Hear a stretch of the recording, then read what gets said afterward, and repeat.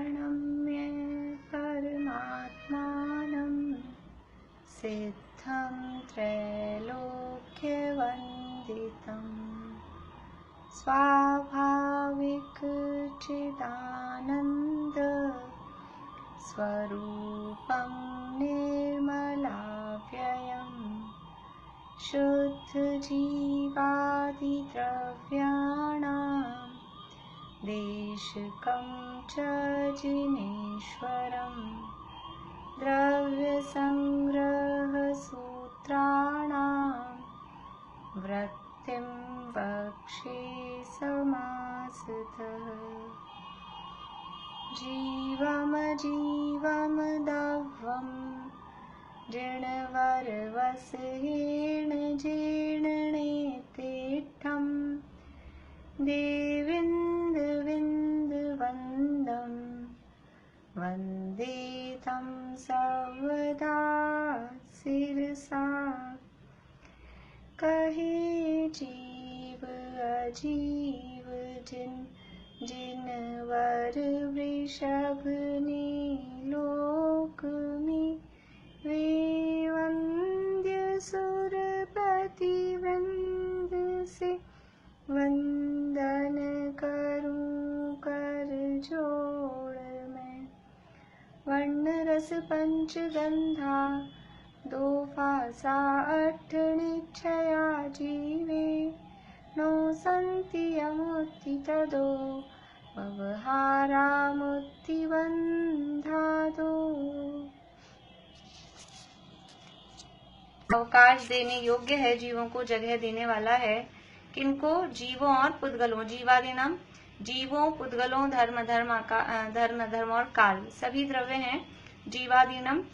उसको वियाण यानी जानना चाहिए। जानो, क्या जानो? आयासम, उसको आकाश जानना चाहिए। और जिनेंद्र भगवान ने उसको लोकाकाश और अलोकाकाश ऐसे दो प्रकार का कहा है। इस आकाश द्रव्य को लोकाकाश और अलोकाकाश के रूप में दो प्रकार का कहा है। देखिए टीका अपन ने पढ़ ली थी, लेकिन एक बार फिर से पढ़ के उसमें जो भी कुछ बात रह गई है वो वापस से देखते हैं। पेज नंबर 66 पे टीका। हे शिष्य, जिसमें जीवादि को अवकाश देने की योग्यता है उसे जिनेंद्र कथित आकाश द्रव्य जानो।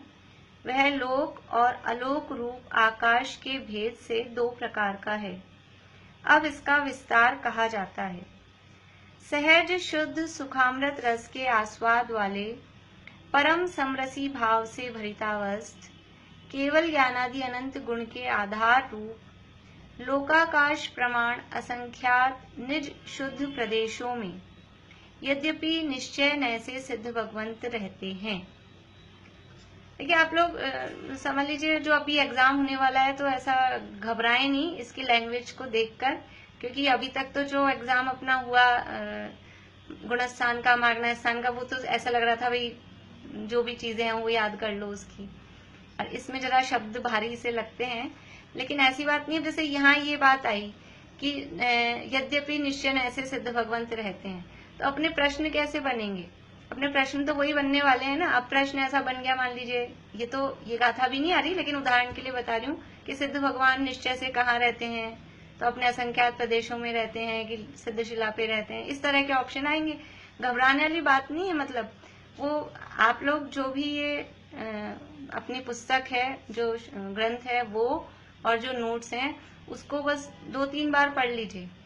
2-3 बार पढ़ लेंगे तो आपको आंसर आ जाएगा। ऐसे रटने वाली ऐसी कोई चीजें नहीं है इसमें कि रटी जा सके। और जो ऐसी लैंग्वेज है वो ऐसी लैंग्वेज, आपको लिखना तो कुछ है ही नहीं कि अपने को लैंग्वेज से डर लगे। अगर ऐसी लैंग्वेज भी आएगी तो ऑप्शन में ही आने वाली है, और वो पढ़ के आपको समझ में आ जाएगा। बस कब समझ में आएगा कि कम से कम 3 बार आपने जो भी अपना कोर्स है उसको पढ़ा होगा अच्छे से, ध्यान से। 2-3 बार रीडिंग भी करेंगे ध्यान से तो हो जाएगा। ऐसे घबराने वाली बात नहीं है। सबको देना ही है, सब देते ही हैं। और कोई अगर ऐसा सोच रहा हो कि हम नहीं देंगे। हाँ जी नीतू भाभी, कौन कौन सी गाथाएं आ रही कोर्स पे? वो मैंने डाल दिया था अभी। यानी गाथा तो 1 से 14 तक है, लेकिन टीका किस किस की आएगी वो ग्रुप पे डाला था मैंने। पहली गाथा और उसकी टीका, उसके बाद में फिर 10वीं गाथा से लेके 12वीं गाथा तक की और फिर 14वीं गाथा, टीका इतनी आएगी, बाकी सब गाथा और अर्थ ऐसा। अभी ये नीतू भाभी की अभी सामने है, तो अभी जैसे इनका पेपर रह गया था अपना मार्गणा का फर्स्ट वाला, तो मार्गणा का सेकंड हो गया, वो सेकंड तो इन्होंने साथ में दे दिया, फिर भी अभी बीच में 8 दिन का गैप पड़ा था ना, तो इन्होंने आगे से फोन करके कहा भाभी मुझे पेपर देना है। अब अच्छा लगा मुझे, ऐसा नहीं कि छूट गया तो भी छूट ही गया, कोई बात नहीं। अपन अपने स्वाध्याय के लिए, अपनी पढ़ाई के लिए एग्जाम देते हैं। नंबर तो मैं आगे से तो चला के किसी के ग्रुप में डालती नहीं हूँ नंबर, कि एक दूसरे को अपने को किसी को बताने हैं। कभी कोई वो मिलते नहीं है, किसी को इस चक्कर में डालना पड़ जाता है, वो बात अलग है। बाकी नंबर से घबराने वाली बात नहीं है। हमारे कम नंबर आ रहे हैं, ज्यादा नंबर आ रहे हैं, कम नंबर आना अच्छा है। जैसे वो एड में कहते हैं ना, दाग अच्छे हैं, ऐसे कम नंबर आना अच्छा है। जो गलती होती है वो याद हो जाती है, वो पक्की हो जाती है, इसलिए घबराए नहीं। सब एग्जाम देने की सोचें, बिल्कुल पक्का माइंड सेट करके। बस जो जितना सा कोर्स है उसको 2-3 बार बस पढ़ लें। जो बीच में टीकाएं अपन ने छोड़ी हैं, तो अभी अगर एग्जाम का डर है तो वो टीकाएं अभी छोड़ दें। बाद में जब भी कभी समय हो, छोड़ने जैसी है नहीं, सब स्वाध्याय की है। ये ग्रंथ पूरा स्वाध्याय का है, लेकिन फिर भी एग्जाम के अगर आपको टाइम अभी कम मिलता है तो उस हिसाब से मैंने वो कम किया है। बाकी पूरा स्वाध्याय का ग्रंथ है, इसलिए घबराने की बात नहीं है। हाँ ज्योति जी बोलिए। जय श्री जैसे जो गाथाएं आनी है ना, तो गाथाओं में गाथा पढ़ के गाथा का अर्थ और उसके अलावा और क्या पढ़ना है? जैसे समझो थर्ड गाथा है वो विकाले चतुपाना वाली, गाथा का अर्थ ही है। अब जैसे चतुपाणा है और फिर इंद्रिय बल है, तो सीधी थोड़ी सी सिंपल है कि 5 इंद्रियां कौन सी हैं, 3 बल कौन से हैं, वो थोड़ा सा उसका इतना सा जरूर, क्योंकि अब उस गाथा में तो सीधा बस इतना ही है, इंद्रिय बल आऊ और श्वासोश्वास, तो फिर बल कौन से होते हैं, इतना सा सामान्य सा स्वरूप। बाकी फिर वो डिटेल करेंगे आगे, वो चक्षु अवधि दर्शन है, फिर उनका परिभाषा, फिर वो पूरी टीका ही हो जाएगी ज्यादा डिटेल अपन समझेंगे तो। इसलिए अभी गाथा और उसके अर्थ में सामान्य सा, जो लोग पहली बार भी पढ़ रहे हैं, मान लीजिए फेस टू फेस गाथाएं नहीं भी पढ़ी हैं, तो उनको अर्थ तो देख ही लेने चाहिए। जैसे चक्षु दर्शन किसे कहते हैं, चक्षु दर्शन किसे कहते हैं, भले एग्जाम में नहीं भी आ रहे हो तो भी पढ़ने के लिए तो पढ़ना ही चाहिए। और फिर भी मैं अभी 1-2 दिन में पेपर फाइनल कर लूंगी, तो थोड़ा सा आपको आइडिया और दे दूंगी किस तरह के। अभी मैंने पूरा पेपर ऐसे बनाया नहीं है, लेकिन ऐसा कुछ कठिन टेंशन वाली बात नहीं है। अपने को टेंशन देना भी नहीं है, लेना भी नहीं है, इजी गोइंग काम है। स्वाध्याय के रूप में अपन करें, डरे नहीं कि हम स्वाध्याय करना है, बस 2-3 बार इसको पढ़ेंगे बार में, इतना ही करना है। पूर्णिमा आंटी, हाँ पूर्णिमा आंटी बोलिए। गाथा याद करना है क्या? नहीं, गाथाएं तो याद हो ही गई हैं काफी सब आपको, पर गाथाएं तो आएगी नहीं, गाथाएं नहीं आएंगी, अर्थ ही आएगा उनका।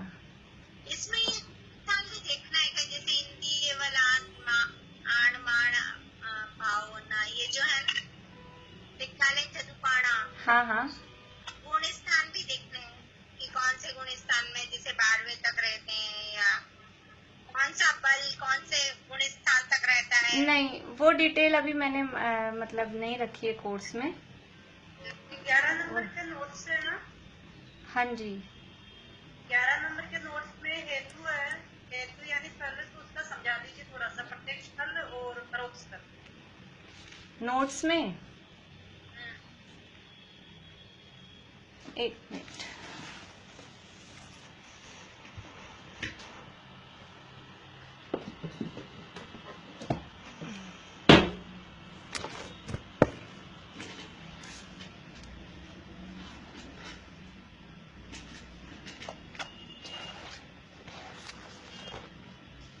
पेज नंबर बोलेंगे आप? 11, पेज नंबर ही 11। अच्छा, ये गाथा 1 है फिर। हाँ मैं गाथा 11 समझ रही थी। नहीं, पेज नंबर 11।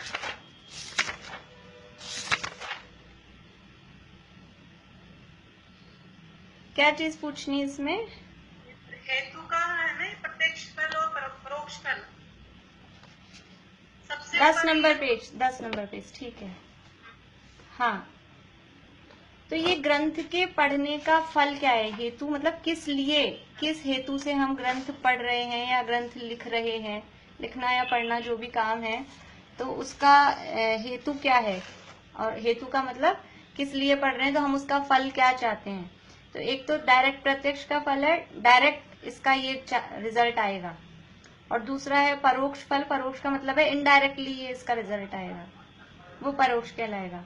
तो प्रत्यक्ष फल में भी दो टाइप से हैं, एक तो साक्षात प्रत्यक्ष और एक परंपरा प्रत्यक्ष।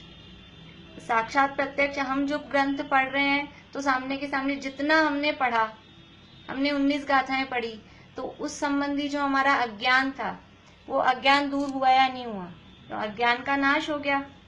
और यदि हम उसके वास्तव में जो ये टीका में कहा गया है और उस स्वरूप को लक्ष्य में लें, उसमें जैसा कहा गया है वैसा, जैसे सिद्ध भगवान का स्वरूप का है वैसे अपनी आत्मा का ध्यान करें, तो सम्यक ज्ञान की प्राप्ति, सम्यक दर्शन पूर्वक सम्यक ज्ञान की प्राप्ति होगी। तो ये साक्षात फल है। और परंपरा फल कि ये हम जब पढ़ेंगे, स्वाध्याय करेंगे तो पुण्य बंधेगा, पुण्य की प्राप्ति होगी, वो हमें कुछ टाइम बाद में फल दे देगा, क्योंकि वो बंधता है, थोड़ी सी उसकी स्थिति पड़ेगी, उसके हिसाब से वो फल देगा। अभी की अभी एकदम प्रेजेंट में अभी हमने पढ़ा तो सबसे पहले तो हमारा अज्ञान का नाश हो गया, हमको कुछ कुछ बहुत सारी नई बातें पता लग गई, गुण स्थानों के संबंध में, मागणा स्थानों के संबंध में, ये अज्ञान का नाश हुआ। और सम्यक ज्ञान को यदि सच्चे ज्ञान के अर्थ में भी ले सामान्य रूप से, तो ऐसा ऐसा सच्चा ज्ञान हमको हो गया। अभी तक हम क्या समझ रहे थे, जीव को 10 प्राण वाला ही समझ रहे थे, वो चेतना प्राण है निश्चय से, ऐसा कर्ता में, भोक्ता में, सब में इस तरह से ये साक्षात फल हुआ। और ये जो पढ़ते समय हमारे परिणामों में मंद कषाय आती है और स्वाध्याय का जो परिणाम है उससे पुण्य की प्राप्ति होती है। और फिर एक और फल यहाँ लिखा है प्रशंसा की प्राप्ति। अब हमको कुछ कुछ ज्ञान हो जाता है तो कभी जब जरूरत पड़ती है तो हम उस ज्ञान को यूज ले लेते हैं, तो उसके माध्यम से हमें प्रशंसा भी मिल जाती है, इनको ये आता है, ये ज्ञान है। ये सब ऐसा परंपरा फल। यद्यपि जो स्वाध्याय के लक्ष्य से पढ़ रहे हैं उनको ऐसा प्रशंसा आदि की इच्छा नहीं होती, लेकिन फिर भी जो मिलती है, होता है, वो यहाँ बताया जा रहा है। फिर परोक्ष फल में, परोक्ष फल भी दो प्रकार के, एक तो साक्षात परोक्ष फल और एक परंपरा परोक्ष फल। तो साक्षात परोक्ष फल में क्या, लौकिक सुख की प्राप्ति, क्योंकि वो जो पुण्य का बंध हुआ, उस पुण्य के बंध में क्या होगा, अनुकूलताएं मिलेगी, उसका उदय आएगा जब फल में, तो लौकिक सुख की प्राप्ति होगी, राजा इंद्रादिक उच्च पदों की प्राप्ति, उच्च कुल की प्राप्ति, ये सारी प्राप्ति होगी, ये परोक्ष फल है। और परंपरा परोक्ष फल क्या, कि अभी तो हमें ये लौकिक सुख की प्राप्ति हो रही है, लेकिन वास्तव में क्या होगा, ये स्वाध्याय का फल क्या है, द्रव्य संग्रह के स्वाध्याय का फल क्या है, एंड में कहाँ ले जाके पहुंचाएंगे, कि ये अलौकिक अतीन्द्रिय सुख की प्राप्ति।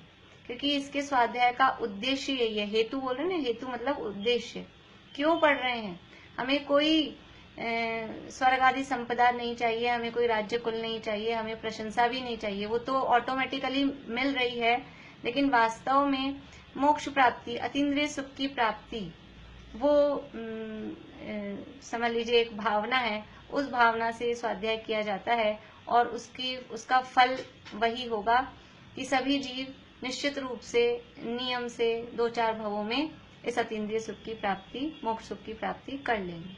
तो ये ऐसे इसके फल बताए गए हैं। चलिए, एक ही पीडीएफ शेयर कर देंगे क्या बुक की? हाँ कर देते, मैं बुक नहीं लगा। ठीक।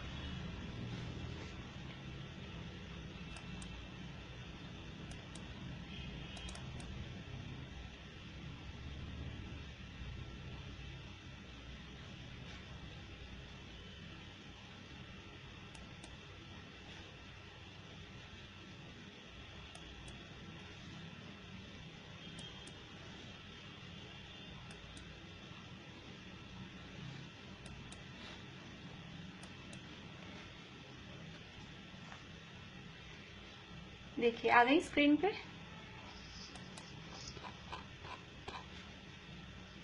हाँ आ गई आ गई।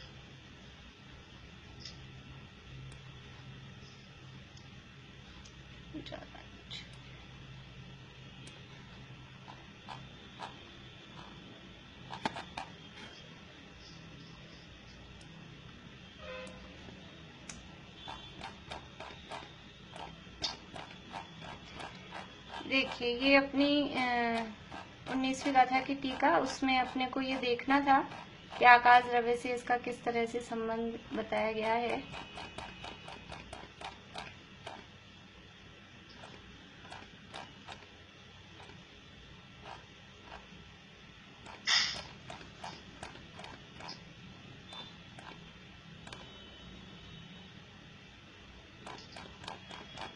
मुझे कुछ पूछना है। हाँ, बोलिए। ये जो 14वीं गाथा है ना, उसमें सिद्ध भगवान उत्पाद व्यय संयुक्त है, इसका थोड़ा सा एक्सप्लेन कर देंगे क्या?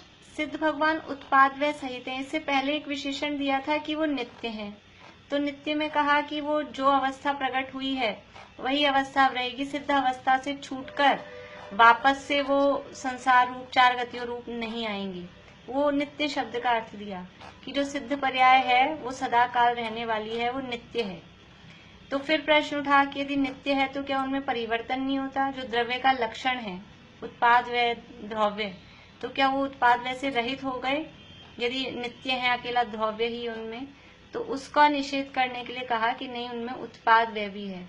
तो फिर सिद्ध भगवान में उत्पाद व्यय किस प्रकार से होता है? तो सिद्ध भगवान में उत्पाद व्यय होता है कि हर समय प्रति समय पुरानी पर्याय, वो जो सिद्ध रूप ही जो पर्याय है, प्रति समय वो पुरानी पर्याय नष्ट होती है, नई पर्याय उत्पन्न होती है और फिर भी वो सिद्ध दशा बनी रहती है। एक तो ये बताया।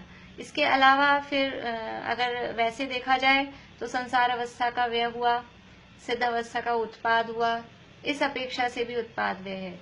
और जो अगुरु लघु गुण की जो वहां बताई गई बात कि आगम में कहे अनुसार अगुरु लघु गुण की जो अर्थ पर्याय होती है, अगुरु लघु गुण एक सामान्य गुणों में गुण है और उसके कारण द्रव्य में निरंतर ऐसी हानि वृद्धि का मतलब है वो उत्पाद व्यय, वो परिवर्तन परिणमन होता रहता है उस गुण के कारण हर द्रव्य में अपने अपने योग्यता से, और हर द्रव्य के हर गुण में होती रहती है वो ऐसी हानि वृद्धि।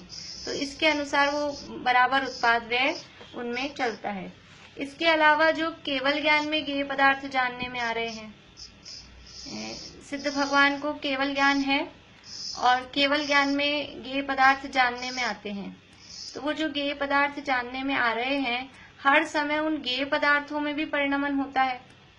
जो भी ज्ञेय हैं, जिनको भी जान रहे हैं, वो पदार्थ परिणमित होते रहते हैं। तो उन पदार्थों के परिणमन के अनुसार सिद्ध भगवान में भी परिणमन यानी उत्पाद व्यय स्वीकार किया जाता है, क्योंकि वो ज्ञान उनका उसके हिसाब से परिणमित होता रहता है। और यदि एक गुण परिणमित हो रहा है, इसका मतलब है कि और सारे गुण भी परिणमित हो रहे हैं, और जब गुण परिणमित हो रहे हैं तो वो द्रव्य बिना परिणमित हुए कैसे रह सकेगा? तो क्योंकि गुणों का समूह ही द्रव्य है, इसलिए वो बराबर परिणमित होते रहते हैं। जैसे समझ लीजिए हम अपने घर की बालकनी में खड़े हो जाएं और नीचे रोड है, ट्रैफिक आती रहती है, गाड़ियां, तो हम तो खड़े खड़े हमको ऐसे लग रहा है हम बस देख रहे हैं, लेकिन कोई गाड़ी, कभी बाइक आती है इधर से, फिर कभी उधर से कार आती है, फिर कार भी कभी व्हाइट आती है, फिर कभी रेड आती है, फिर कभी कौन सी कंपनी की आती है, कभी कौन सी कंपनी की आती है।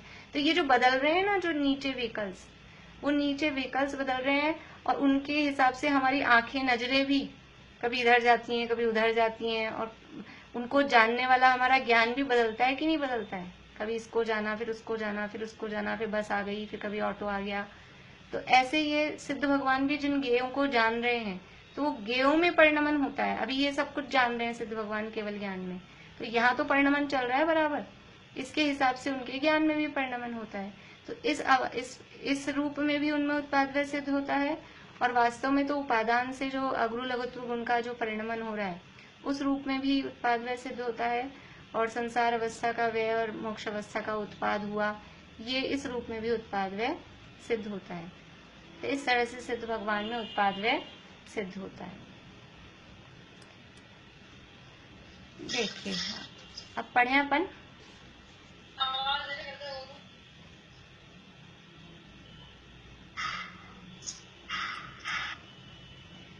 सहज शुद्ध सुखामृत रस के आस्वाद वाले परम समरसी भाव से भरितावस्थ केवल ज्ञानादि अनंत गुण के आधार रूप लोकाकाश प्रमाण असंख्यात निज शुद्ध प्रदेशों में यद्यपि निश्चय न से सिद्ध भगवंत रहते हैं। अभी सिद्ध भगवंत तो निश्चय से रह रहे हैं अपने असंख्यात लोकाकाश प्रमाण असंख्यात निज शुद्ध प्रदेशों में। वो प्रदेश कैसे हैं, वो प्रदेशों की विशेषता यहाँ बताई जा रही है। वो प्रदेश हैं केवल ज्ञानादि अनंत गुणों के आधार रूप हैं, परम समरसी भाव से भरितावस्थ हैं और सहज शुद्ध सुखामृत रस के आस्वाद वाले हैं। ये समझ लीजिए मैंने आपको ऑप्शन बना दिए कि ये जो आत्मा के प्रदेश हैं, सिद्ध भगवान के आत्मा के प्रदेश वो कैसे हैं। तो ये 3 ऑप्शन हो गए और चौथा ऑप्शन हो गया उपरोक्त सभी। तो आंसर क्या होगा? उपरोक्त सभी। इसी तरह के प्रश्न इनमें बनेंगे, आपको ज्यादा दिमाग नहीं लगाना पड़ेगा, बस यह है कि आपका पढ़ा हुआ होगा तो आपको पढ़ते ही याद आ जाएगी बात, ऐसा। तो ये सिद्ध भगवान कहाँ रहते हैं वो बताई, और वो जो उनके आत्मा के प्रदेश हैं वो कैसे हैं वो यहाँ बात बताई कि परम समरसी भाव यानी अनंत सुख से भरपूर हैं और अनंत केवल ज्ञानादि गुण उसमें व्याप्त हैं और बिल्कुल समरसी समता रस से भी एकदम वो भरे हुए हैं।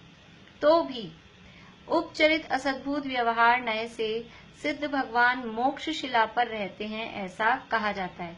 यद्यपि निश्चय से सिद्ध भगवान अपने आत्मा के प्रदेशों में ही रहते हैं, असंख्यात प्रदेशों में, फिर ऐसा क्यों कहा जाता है कि वो सिद्ध शिला पे रहते हैं?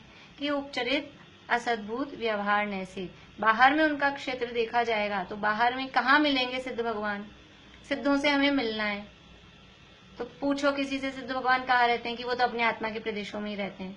तो उनके आत्मा के प्रदेश कहाँ मिलेंगे? फिर यही अगला प्रश्न यही होगा ना। सिद्ध भगवान अपनी जैसे कोई पूछा जाए, कोई पूछे आप कहाँ रहते हो, मैं अपने घर में रहती हूँ। हमको पुस्तकें भिजवानी है, पुस्तकें मंगानी है, वृद्ध द्रव्य संग्रह, कहाँ भेजें? मेरे घर पे भेजो। एड्रेस में क्या लिखें? मेरा घर। तो ऐसे थोड़ी ना आएगा। तो वो बाहर के क्षेत्र का जो एड्रेस है वो अपनी जगह हमको बतानी पड़ेगी। तो सिद्ध भगवान का एड्रेस क्या है? निश्चय से अपने असंख्यात प्रदेशों में रहते हैं, वो बात सही है, लेकिन अगर चिट्ठी भेजनी है उनको तो कहाँ भेजेंगे? तो वो सिद्धशिला या सिद्धालय जो भी कहें, ऐसा वो व्यवहार से कहा जाता है। तो उपचरित असद्भुत व्यवहार न से सिद्ध भगवान मोक्ष शिला पर रहते हैं। तो अभी मैं आपको बताती रहती हूँ थोड़ी सी स्टाइल, अभी जो पढ़ रहे हैं उसी में कि कैसे प्रश्न बनेंगे। तो आपको पीछे वाले अब जो निकल गया है उसमें भी आपको समझ में आ जाएगा उस टीका में कैसे प्रश्न बन सकते हैं, बनने वाले हैं। तो सिद्ध भगवान मोक्ष शिला पे रहते हैं, कौन से नए से, फिर नयों के नाम दे सकते हैं या फिर हाँ ना में इसको बोल सकते हैं किसी नए का नाम देके। 67 67 पेज है और स्क्रीन पे भी पीडीएफ है। ज्योति जी, हाँ जी, मोक्ष शिला पे तो नहीं रहते एक्चुअली ना? हाँ नहीं रहते उसको भी, लेकिन वो सिद्ध शिला पे रहते हैं, ये भी उपचार से कहते हैं, सिद्धालय में रहते हैं। आपने हाय नाम अगर सपोज पूछा तो इसने, क्योंकि ऐसे बोलते हैं मोक्ष शिला पे नहीं रहते हैं। मैं पूछूंगी ना, मैं पूछूंगी तो फिर थोड़ा सा वो इसके हिसाब से, इसमें जो कहा है ना उसके हिसाब से ही पूछेंगे। अभी अपने बुक में जो कहा है उसके हिसाब से। ऐसा मोक्ष जिस प्रदेश में परम ध्यान द्वारा आत्मा स्थिर होकर कर्म रहित होता है वहां ही होता है, अन्यत्र नहीं। ये मोक्ष कहाँ होता है? कि ये जिस आत्म प्रदेशों में आत्मा रह रहा है वहीं हो रहा है मोक्ष, और कहीं बाहर नहीं होता। मोक्ष बाहर की कोई मंजिल नहीं, द्वार उसका आपके भीतर खुला है, वो अपने ही अंदर है। जिस प्रकार बंधन अपने अंदर ही है, बंधन कहीं बाहर होता है क्या? कर्मों का बंधन कहाँ होता है? कर्मों का बंधन यहाँ होता है, तो कर्मों से छूटना उसका नाम मोक्ष है, वो भी यही होगा। तो ऐसा मोक्ष जिस प्रदेश में परम ध्यान द्वारा आत्मा स्थिर होकर कर्म रहित होता है वहीं ही होता है। और यहाँ जिस प्रदेश में मतलब बाहर का एरिया, बाहर में जिस जगह पर बैठ के आत्म ध्यान में स्थिर हुए उसी जगह वो मोक्ष हो गया। जैसे अपन ने उस दिन बात की थी ना, जिस टॉप पर बैठ के, जिस जगह पे बैठ के वो आत्मा में, यानी 13वें गुणस्थानवर्ती, 14वें गुणस्थानवर्ती अनंत भगवान, और फिर अंतिम सूक्ष्म क्रिया प्रतिपाती शुक्ल ध्यान किया 13वें गुणस्थान में, और फिर 14वें शुक्ल गुणस्थान में चौथा शुक्ल ध्यान व्युप्रत क्रिया निवृत्ति किया, और समस्त कर्मों से रहित जहां हुए, किस जगह होते हैं? वो ऊपर पहुंच के होते हैं क्या समस्त कर्मों से रहित? वो समस्त कर्मों से रहित यहीं जिस प्रदेश में, मतलब बाहर का जो एरिया है वो भी जिस प्रदेश में हुए, यानी अपनी आत्मा में निश्चय से भी लगाएं और जिस प्रदेश में हुए यानी बाहर में जो एरिया है, जहां बैठे हैं, जहां विराजमान थे पृथ्वी से 5 धनुष ऊपर, जिस जगह वो विराजमान होकर उन्होंने ऐसा ध्यान किया, परम ध्यान कौन सा है? ये अंतिम शुक्ल ध्यान, चौथा जो शुक्ल ध्यान है व्युप्रत क्रिया निवृत्ति, वो परम ध्यान द्वारा आत्मा स्थिर होकर कर्म रहित होता है, वहां ही होता है, अन्यत्र नहीं, और कहीं जाके नहीं होगा। जो जीव जहां विराजमान होकर महावीर भगवान वहां पावापुर में उन्होंने चौथा शुक्ल ध्यान किया, पार्श्वनाथ भगवान ने समय शिखर जी पे चौथा शुक्ल ध्यान किया, वासुपुज्य भगवान ने चंपापुरी में वहां मंदारगिरी पे वो वाला शुक्ल ध्यान किया। तो जो जहां पर वो ऐसा स्थिर होकर और जहां से कर्म रहित हुआ, वो वहीं होता है, वो मोक्ष वहीं होता है। रामचंद्र जी ने कहा किया कि मांगी तुंगी पे किया। अब जो भी जहां जहां से मोक्ष गए हैं, उन्होंने वो शुक्ल ध्यान वहीं किया, तो वो मोक्ष उनका वहीं हुआ।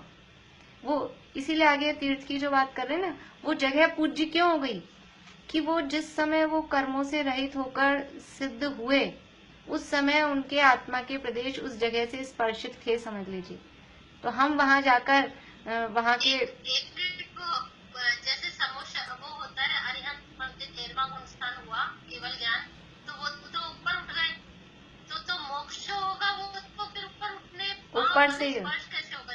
हाँ, ऊपर से ही होता है, लेकिन फिर भी हमको ऐसी फीलिंग वहां जाकर आती है कि ये यहाँ से मोक्ष गए। तो हमको ये तो सब देखो ऐसा थोड़ा माइंड का भी रहता है, हम उसको तीर्थ मानते हैं, और वहां से सीधा पृथ्वी से 5 धनुष ऊपर उठ गए थे अरहंत बनते ही, उसके बाद नीचे तो दोबारा आते नहीं है। तो भी उसकी सम श्रेणी में भी वहां वो विराजमान थे।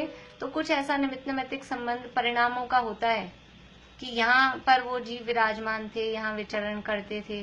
तो ऐसा फील करके कुछ अपन कर देखो, रोज अपन जैसे आप लोग रोज मंदिर जाते हो, अपने मुल्तान मंदिर, रोज उन प्रतिमाओं के दर्शन करते हो, ठीक है, ऐसा कुछ अलग से ऐसा नहीं आता।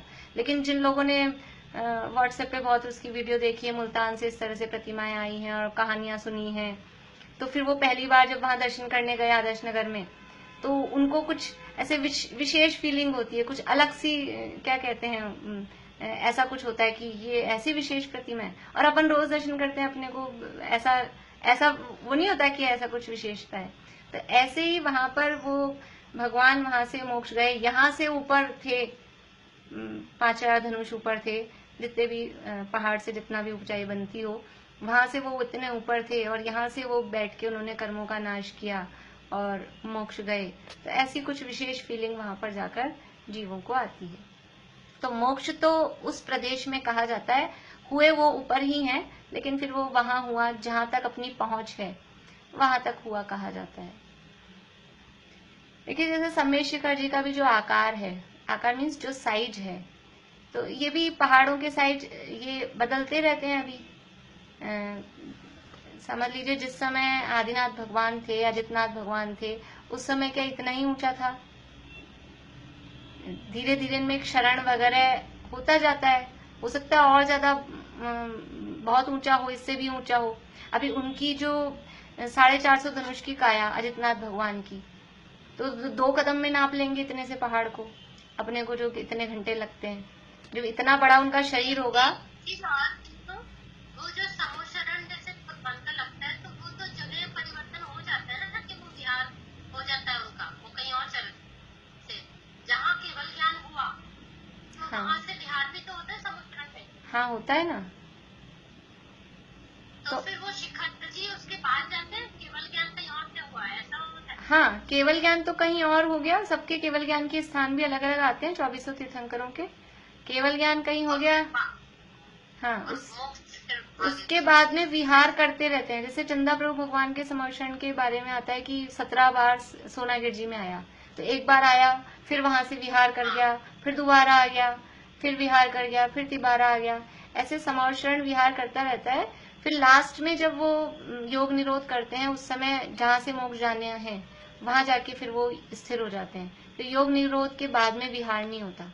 तो वो जो समय शिखर जी में है कि जहाँ भी जिन्होंने योग निरोध किया, उस हिसाब से हो जाता है। उस टाइम तो वो समोचरण की भी रचना रहती है या हट जाती है योग विरोध के बाद में? योग निरोध के बाद में समोचरण बिगड़ जाता है, लेकिन फिर भी जीव दर्शन करने तो आते हैं, तो कुछ थोड़ा बहुत तो रहता ही है, जो भी व्यवस्था होती है, क्योंकि योग निरोध के बाद भी कुछ लोग दर्शन के लिए इस तरह से आते हैं। भगवान तो हैं ही विराजमान, तो दर्शन वगैरह के लिए आते हैं, तो थोड़ा जो भी इंद्र व्यवस्था करते होंगे, पर समोचरण बिगड़ जाता है। देखिए, इसको अपन को पूरा करना है। तो ऐसा मोक्ष जिस प्रदेश में परम ध्यान द्वारा आत्मा स्थिर होकर कर्म रहित होता है, वहां ही होता है, अन्यत्र नहीं। ध्यान करने के स्थान में कर्म पुद्गलों को छोड़कर ऊर्ध्वगमन स्वभाव से गति करके मुक्त आत्माएं लोकाग्र में स्थिर होती हैं। कि जिस जगह उन्होंने ध्यान किया था उस जगह वो कर्म छूटे और फिर वो जो मुक्त जीव हुए वो ऊपर जाकर स्थिर हो जाते हैं। अतः उपचार से लोक के अग्रभाग को भी मोक्ष कहते हैं। तीर्थ स्वरूप पुरुष के द्वारा सेवित भूमि जलादि रूप स्थान भी उपचार से तीर्थ कहा जाता है। इस प्रकार सरलता से बोध होने के लिए कहा जाता है। ये तो सारा दिया उदाहरण। अब क्या बता रहे हैं? उसी प्रकार सर्व द्रव्य यद्यपि निश्चय न से अपने प्रदेशों में रहते हैं। जो ऊपर कहा था कि निश्चय न से यद्यपि सिद्ध भगवान अपने आत्मा के प्रदेशों में रहते हैं, उसी प्रकार सर्व द्रव्य निश्चय न से अपने प्रदेशों में रहते हैं, तो भी जैसे उपचरित असद्भुत व्यवहार न से सिद्ध भगवान मोक्षशिला पर रहते हैं ऐसा कहा जाता है, वैसे ही उपचरित असद्भुत व्यवहार न से जीव लोकाकाश में रहते हैं ऐसा कहा जाता है। मैचिंग समझ में आ रही है? उस दिन ये प्रश्न अपना रह गया था कि इससे क्या संबंध हो गया आकाश द्रव्य का। ये जो उदाहरण दिया इतना सारा, तो उदाहरण तो वो प्रदेश बताने के लिए दिया है। फिर से ध्यान से पढ़ेंगे तो समझ में आएगा। देखिए, उदाहरण दिया था कि निश्चय से सिद्ध भगवंत निज शुद्ध आत्म प्रदेशों में रहते हैं, ये बात कही। तो भी व्यवहार से, उपचरित असद्भुत व्यवहार से उनको ऐसा कहा जाता है कि वो मोक्षशिला पर रहते हैं। उसी प्रकार यहीं से जोड़ें, उसी प्रकार सर्व द्रव्य यद्यपि निश्चय न से अपने प्रदेशों में ही रह रहे हैं, सब अपनी अपनी जगह। कोई भी चीज है, चाहे पुद्गल है, ये मोबाइल है, तो वो अपने कहाँ है, मोबाइल कहाँ पर है कि मोबाइल टेबल पर है, तो मोबाइल टेबल पर है, टेबल ने उसको जगह दी। ये कथन है व्यवहार का। वास्तव में मोबाइल मोबाइल में है, कहाँ है? हर द्रव्य का एड्रेस क्या है कि वही उसका जो नाम है, उसका जो खुद का एरिया उसने ले रखा है, वही उसका एड्रेस है। लेकिन फिर ऐसे तो काम चलता नहीं है, तो बाहर का एड्रेस बताया जाता है। कोई भी चीज हम पूछेंगे घर में, ये चीज कहाँ रखी है, तो हर चीज के लिए अपन कह दें। कोई पूछे चीनी कहाँ है, चीनी चीनी में है। फिर कोई पूछे नमक कहाँ है कि नमक नमक में है। तो ऐसे कैसे पता चलेगा? तो वो अलग अलग हमको, ये चीनी यहाँ इस डब्बे में और इस जगह पे है, नमक इस जगह पर इस डब्बे में है, ऐसा अलग अलग वो जो अलग अलग कहा है, कहना पड़ रहा है। पर वो कहना, जैसे व्यवहार का जो लक्षण है ना, व्यवहार निश्चय तक पहुंचाता है। तो वो व्यवहार, ये हमने जो कहा कि चीनी इस डब्बे में रखी है या इस अलमारी में रखी है, यद्यपि ये सही बात नहीं है, निश्चय नहीं है, लेकिन फिर भी ऐसे कहने से हम वो निश्चय जो चीनी थी डब्बे के अंदर जिसमें मिठास होती है उस तक पहुंच गए। तो सिद्ध भगवान सिद्धशिला पर रहते हैं ऐसा कहने से वो सिद्धों का जो जगह है, एरिया है, वहां तक पहुंच गए, इसलिए ये व्यवहार है, वास्तविकता नहीं है। लेकिन फिर भी उसको व्यवहार से, ऐसा कुछ भी हवा में उठा के व्यवहार ऐसा नहीं होता, कहीं वो निश्चय तक पहुंचाने वाला होता है तो ही उसे व्यवहार कहा जाता है। तो ऐसे ही सारे द्रव्य लोकाकाश में रहते हैं, ये जो कहा ये व्यवहार से कहा, तो ऐसे ही नहीं कहा, क्योंकि जो भी द्रव्य हैं वो सब द्रव्य वास्तव में आकाश में रहते हैं। वास्तव में मीन्स व्यवहार से, वास्तव में व्यवहार से देखा जाए तो सब द्रव्यों को जगह देने वाला, वो इतने बड़े दिल वाला, इतने बड़े घर वाला, वो आकाश नाम का द्रव्य है जो सबको जगह देता है। देखिए फिर से, उसी प्रकार सर्व द्रव्य यद्यपि निश्चय न से अपने प्रदेशों में रहते हैं, तो भी उपचरित असद्भुत व्यवहार न से लोकाकाश में रहते हैं। इस प्रकार भगवान श्री नेमीचंद सिद्धांति देव का अभिप्राय जानना चाहिए। अब ये जो बीच की बात कही कि ये मोक्ष तो वहीं होता है, और तो ये तो उस उपचार में भी उपचार बताने की बात कही है। देखिए, सिद्ध भगवान कहाँ रहते हैं? निश्चय से अपनी आत्मा के प्रदेशों में रहते हैं। फिर सिद्ध भगवान सिद्ध शिला पे रह रहे हैं। ये जो कहा, ये उपचरित असद्भुत व्यवहार से।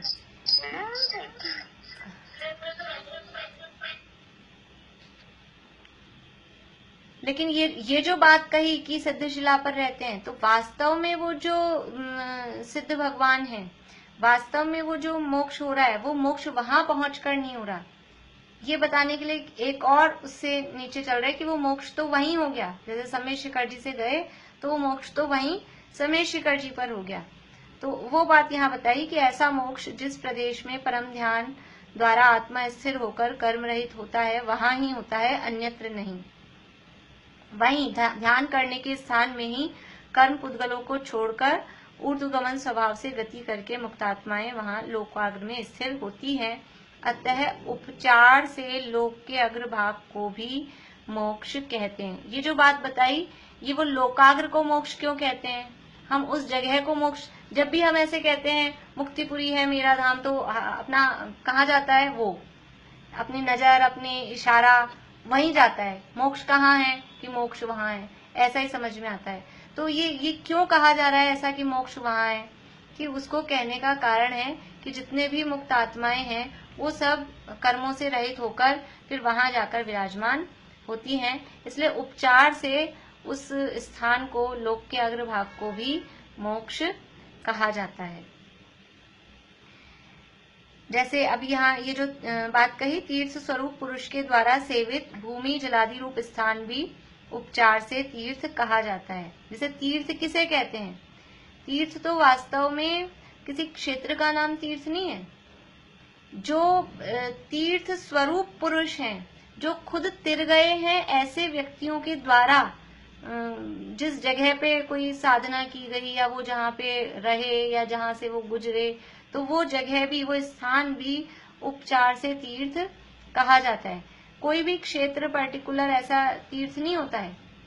लेकिन जैसे समझ लीजिए कोई भी जगह का नाम अपन ले लें, सोनगढ़ है, तो जब तक गुरुदेव वहां नहीं गए, उससे पहले तक भी सोनगढ़ तो था ही, एक गांव था। तब तक उसको कोई इस रूप में ऐसा नहीं मानते थे।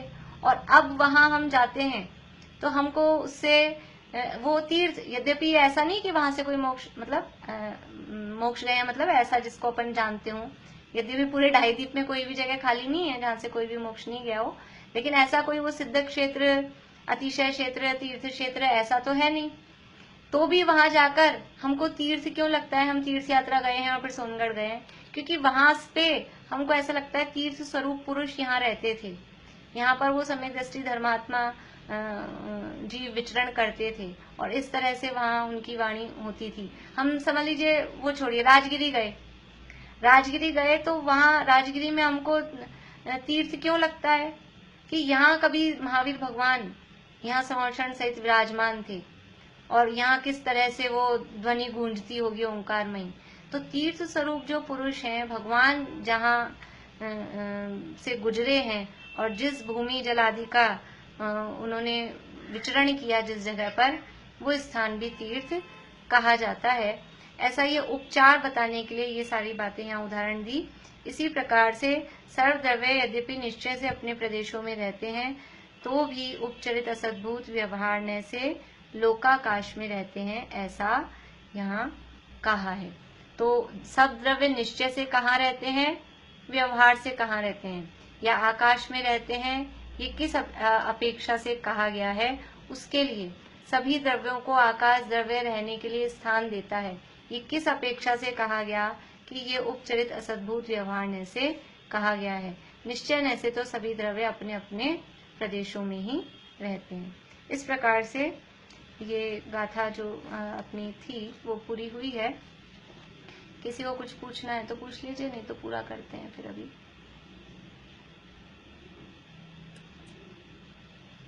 ये जलादि स्थान जलादि रूप भूमि, जलादि रूप स्थान, मतलब जलादि रूप का मतलब क्या हुआ? कोई नदी वगैरह, कोई नदी के आसपास, जैसे जो नदियां वगैरह भी तीर्थ कहलाती ना, गंगा नदी है, कोई गंगा का किनारा है, मतलब जहाँ उसके आसपास जो क्षेत्र बस गया है, तो वहाँ कोई उस नदी के वहां पर रहे, वो नदी को तीर्थ क्यों कहते हैं, गंगा नदी तीर्थ क्यों है, कि वहां से कुछ ऐसे महापुरुष समझ लीजिए, कुछ उन्होंने आत्म साधना की, वो उनके हिसाब से, अपने यहाँ में तो ऐसा नदियों में तीर्थ रूप नहीं है, लेकिन फिर भी समझ लीजिए अपना जल मंदिर है पावापुरी वाला, उसको समझ सकते हैं, सरोवर है वो, तो वो जहाँ विचरण करे, वहां जहाँ से वो गुजरे, उसको भी पवित्र कहा जाता है, पूज्य माना जाता है, तीर्थ कहा जाता है। नेहा जी बोलिए। जैसे मेरे पास द्रव्य संग्रह की वो छोटी वाली बुक है जो कोर्स में आई है, बाकी की जो आप पेपर लेंगे वो वाली बुक नहीं है, वो कैसे मेरे पास आएगी? अच्छा, आप जयपुर में रहते हैं? नहीं, फिरोजपुर जिला, हरियाणा। फिरोजपुर, तो बाय पोस्ट भी भेजेंगे। सबको मिल गई क्या किताबें, जिन लोगों ने ऑर्डर किए थे? कितने दिन में मिली थी? दीदी मिल गई। कितने दिन में आई थी अंदाजन आपके पास? 15 दिन बाद? 15-20 दिन में आई थी कम से कम। तो बुक तो आपके लिए बाय पोस्ट भेज देंगे, लेकिन अभी पेपर होगा तब तक तो आपके पास पहुंच नहीं पाएगी। पीडीएफ से ही आपको, या तो प्रिंट निकालने की सुविधा हो, अगर पीडीएफ से पढ़ना मुश्किल पड़ता हो। हाँ, तो आप मुझे पीडीएफ भेज देना। मैं पीडीएफ ग्रुप में डाल दूंगी। हाँ, ठीक मैं वहाँ है। से निकाल। हाँ, लॉकडाउन था ना, अभी तो जल्दी चली जाएगी। आप आपका एड्रेस, आपका नाम और पूरा पोस्टल एड्रेस आप मुझे मैसेज कर देना, तो रवाना तो कर देंगे 1-2 दिन में, जैसे भी रवाना होगी। मेरे को तो अभी तक नहीं मिली है, 1-1.5 महीना हो गया। आप फिर से भेज दीजिए एक बार आपका एड्रेस और वो पूरा। कौन सी किताब कह रहे हैं दीदी? पृथ्वी से 5000 धनुष ऊपर चले जाएंगे, फिर वो तो वहां रहेंगे, लेकिन ये तो तीर्थंकरों के लिए विशेष रूप से है। सामान्य जो मुनिराज हैं, और इसको अपन अरहंत दशा के रूप में भी मोक्ष दशा ले सकते हैं, कि जहां बैठ के उन्होंने 4 घातिया कर्मों का नाश किया और फिर वहां से वो 5000 धनुष ऊपर चले गए, तो अरहत भगवान भी भगवान है, पूज्य हैं। और यदि सीधे वो यानी अरहंत भगवान का काल, अरहंत दशा का काल ज्यादा नहीं है, सीधे ही मोक्ष जा रहे हैं, तो भी उस रूप में उस जगह को ले सकते हैं, वैसा इस तरह से ले सकते हैं। चलिए, जय जिनेन्द्र सभी को।